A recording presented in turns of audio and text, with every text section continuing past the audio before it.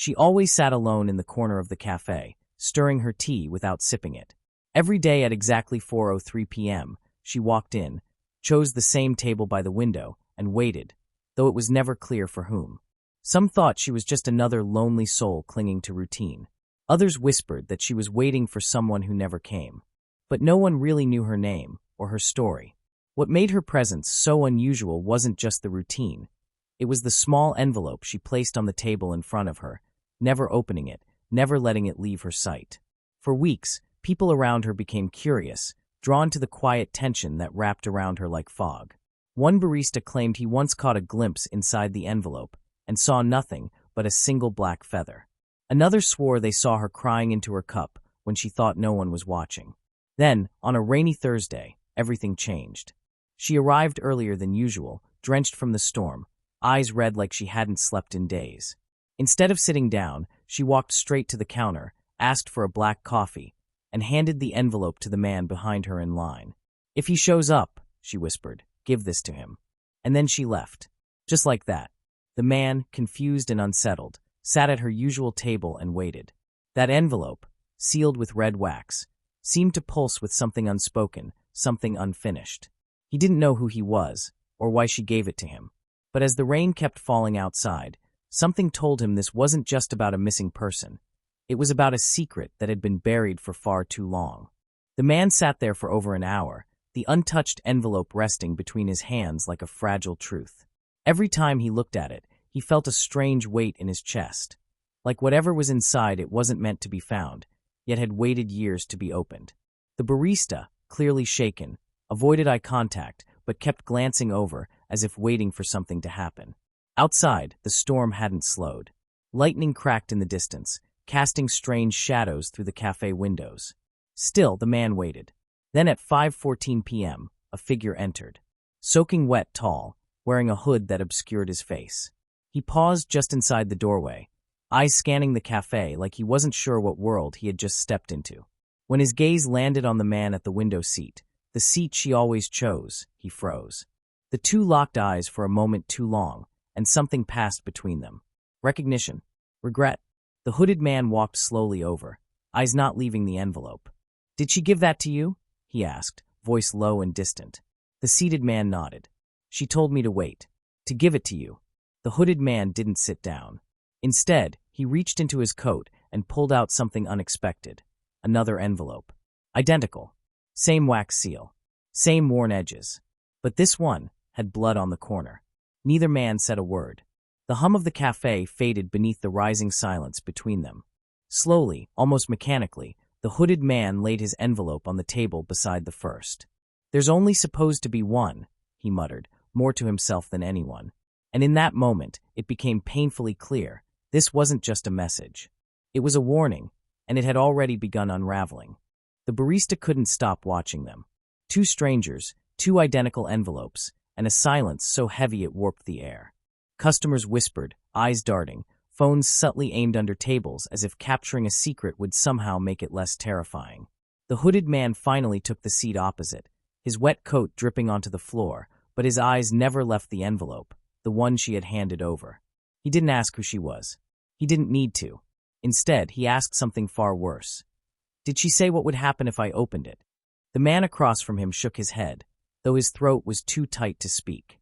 The hooded man leaned back, pulled off his hood, and revealed a scar that ran across his cheekbone like a broken path. "She told me 10 years ago I'd find it here," he said quietly. "She told me I'd forget everything, but that one day it would come back. And now I remember." The cafe, though filled with people, felt like a bubble. No sound, no motion, only this moment. The second envelope, the one with dried blood, began to stain the table. It had leaked something black, too dark to be ink, too thick to be water. But neither man seemed surprised. "Tell me," the seated man finally whispered. "Who is she?" "She's the reason you're still alive," the hooded man replied. "And the reason I shouldn't be." His hands trembled as he reached for the envelope she had given. For a split second, everything stopped. The chatter, the music, the world outside the glass. And when he broke the seal, the lights flickered across the cafe. Not because of power. Because someone, had just arrived. The moment the seal cracked, the temperature in the cafe dropped. Not just slightly, but enough that everyone felt it. Cups clinked louder as hands began to tremble. The barista dropped a spoon. A baby started crying, and no one could calm it. But all eyes still pointed toward the window table, where the two men sat frozen, one holding the opened envelope, the other staring at it like it contained the final piece of a puzzle he never wanted to solve. Inside was a single sheet of paper, yellowed with age. Written on it, in shaky handwriting, were just 3 words: "Don't trust him." The man who received the envelope blinked slowly. "Is this about me or you?" The hooded man didn't answer. His eyes were fixed on something beyond the table. Slowly, he looked up toward the mirror behind the counter, the only one in the cafe, and his face went pale. "I think she meant both of us," he whispered. The other man turned to look, and what he saw wasn't a reflection. It was her, standing behind the glass, staring directly at them. Pale, still, eyes that didn't blink. Her lips moved, but no sound came through. Only the lights above began to buzz, humming louder with each second. Customers were backing away now, some leaving their drinks behind, others recording, confused between horror and disbelief. And still she stood there, only visible in the mirror. The barista, panicking, dropped a tray, and the shatter of glass snapped the room into chaos. But the men didn't move. They were watching her hand now. In the reflection, she was holding something, a third envelope. And this time, it had their names written on it, asterisk, asterisk, both of them, asterisk, asterisk. He stood up first, the man with the hood, eyes locked on the mirror, breath sharp and uneven. "That's not possible," he muttered, stepping toward it like the reflection might vanish if he got too close. But she didn't vanish. Her figure remained, silent and still, holding the envelope with their names carved in red ink, shaking slightly as if it weighed more than it should. The other man rose too slowly, unsure whether to run or reach for the mirror. The rest of the cafe had emptied in a panic, chairs overturned, doors swinging open in the wind, but neither of them noticed. The mirror seemed to hold its own reality now, and time outside of it felt irrelevant. She lifted her hand and pointed, first to the hooded man, then to the one beside him. Her eyes flickered, like static through glass. Her lips formed words again, slower this time. The man closest to the mirror began whispering them aloud, voice hollow. "Only one leaves." The hooded man stepped back. "She said this might happen," he murmured. "She said I'd be forced to choose. That I'd remember the moment, but not the meaning, until it was too late." "What does she mean? Only one leaves?" the other asked, his voice cracking. The mirror trembled slightly as a small crack split the corner, thin and jagged, like something beneath the surface was trying to escape. The envelope in her hand began to smolder around the edges. Smoke curled in the reflection, but not in reality. And then they both noticed there was no reflection of themselves anymore. Only her. Only the envelope. One of them reached forward, hand inches from the glass. But the crack widened, and something cold pressed back from the other side. Something that wasn't her. The cold that touched his fingertips wasn't just a chill. It felt alive, like breath frozen in time. The hooded man jerked his hand away, eyes wide, heart thudding in his throat. The mirror's surface rippled, like water disturbed by a whisper. The woman in the reflection didn't flinch. She just kept holding the envelope, smoke now drifting from her fingertips like the ashes of a memory. Then, the crack in the mirror began to bleed. Not metaphorically, real, black-red liquid oozed from the fracture, sliding down the glass like veins of something ancient awakening. The cafe lights dimmed, flickered again, and the static hum returned, louder this time, vibrating through the floor, through the bones. The seated man stepped closer, his voice barely audible over the hum. "We have to take it. That envelope. She wouldn't show it if we weren't meant to. She's not the one showing it anymore," the hooded man snapped. "Look at her eyes. That's not her. Not fully." He was right. Her eyes were no longer human. They'd gone pitch black, bottomless, like whatever had once lived inside her had been replaced. Still, her arm remained outstretched, holding that smoldering paper, now visibly trembling. The third envelope. The final choice. Behind them, the cafe door slammed shut, on its own. Every window turned dark. Street noise gone. No more distant traffic. No wind. No time. Just them, the mirror, and a choice that was never theirs to begin with. Then the envelope in the mirror dropped, hitting the inside of the glass with a soft tap, yet the sound echoed like thunder. It didn't fall to the floor in the reflection. It fell forward, through the mirror, and landed between them on the cafe table with a single word written across it. Decide. Neither man moved. The envelope sat between them like a heartbeat, pulsing in silence, daring one of them to reach first. The word decide glared back in dark ink, still warm, still trembling. The lights above flickered again, and in the mirror, her figure was gone. No trace. No crack. Just the two men staring back at themselves, except their reflections weren't mirroring anymore. The hooded man's reflection stayed still, frozen in a grimace. The others blinked slowly, then smiled. "That's not us," the seated man whispered, stepping back. The reflection of himself stood, calmly placing its hand on the table in the mirrored world. On its palm was the mark of a key, burned into the skin. It tilted its head toward the envelope on the real table, and mouthed something he didn't understand. The hooded man leaned forward, eyes flicking from the real envelope to the reflection's hand. "It's happening again," he muttered. "She warned me about this choice. 2 souls. 1 gate." The seated man looked at him, fear rising behind his ribs. "What happens if we choose wrong?" The hooded man's jaw clenched. "Then the mirror decides for us." A sound sharp, like metal grinding on glass, cut through the cafe. One of the chairs near the counter tipped over, slowly, as if nudged by something unseen. The envelope began to hum. A soft, vibrating tone that seemed to come from nowhere and everywhere. The man with the hood reached out, but stopped just inches away. "You open it," he said flatly. "It was meant for you." But the other man shook his head. "No, it was passed to you first. It's always been you." And then, without warning, the envelope split itself open. Not by hand, not by force, by choice. The envelope tore itself silently, like the paper knew its time had come.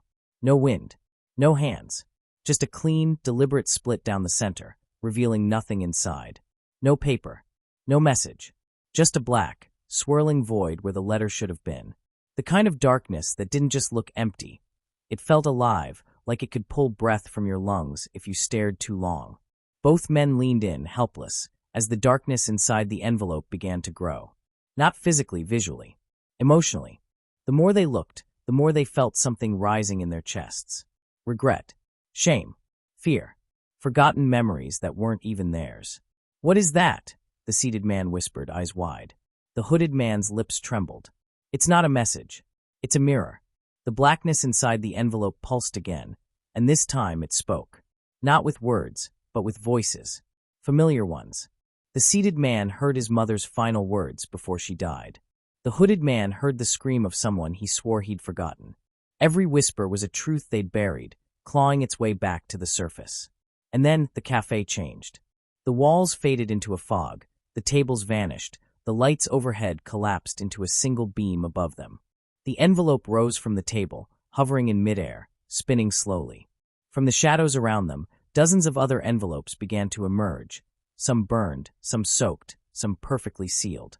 Each one marked with different names, and everyone whispering.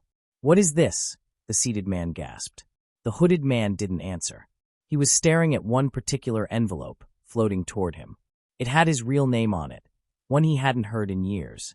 The name he changed to escape what he did. And the envelope knew. He didn't touch it. He couldn't. The envelope hovered inches from his chest, as if waiting for permission to expose everything he had spent a lifetime burying. The name written across it, sharp, slanted, and unmistakably familiar, felt like a scar being reopened. He hadn't heard that name since the night the house burned, since the night they said he disappeared. The seated man turned toward him slowly. "That's not the name you gave me." The hooded man swallowed hard. "It's the name she screamed when she pulled me out of the fire." His voice cracked. "The name I swore I'd never hear again." The envelope rotated midair, revealing a second name, asterisk asterisk the woman's, asterisk asterisk the girl from the cafe. The one who gave the first envelope. The one who watched from the mirror. Beneath her name was a date. Tomorrow's. "She knew this would happen," the other man said, barely able to breathe. "She planned all of it." The fog around them thickened, the light overhead dimming to a cold blue glow. More envelopes floated toward them now, hundreds, surrounding them like memories refusing to die. They didn't just whisper anymore. They accused. They wept. They begged. The hooded man's envelope opened slowly, its flap peeling back like flesh from a wound. Inside wasn't a letter. There was a photo, one he hadn't seen in years. A girl smiling, her arms around him. The fire behind them just beginning to rise in the distance. That night was never an accident, he whispered. I remember now. I left her there. The seated man backed away, his own envelope now glowing in a pale red light. And somewhere, behind the fog, footsteps echoed closer, measured, deliberate, and coming from the side of the mirror that no longer showed a reflection at all.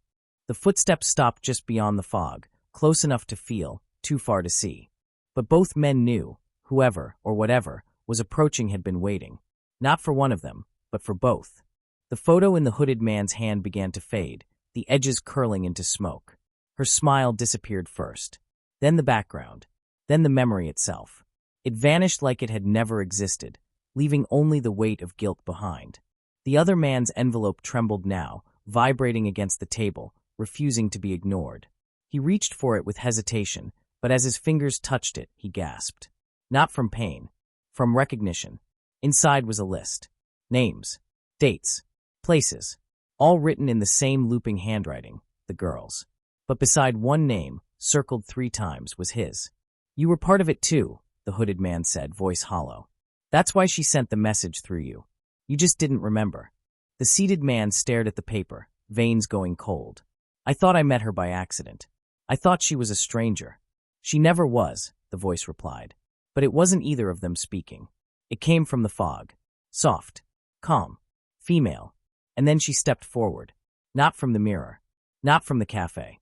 From the fog itself, her hair soaked, her skin pale, her eyes glowing with the quiet of someone who had died remembering everything. She stood between them, looking at each like she already knew what they would do. In her hand, she held no envelope this time. Just a key, silver, rusted, ancient. You don't need to open anything else, she whispered. Now, you just have to choose which one of you leaves. And for the first time, the cafe door unlocked. Slowly, silently, waiting,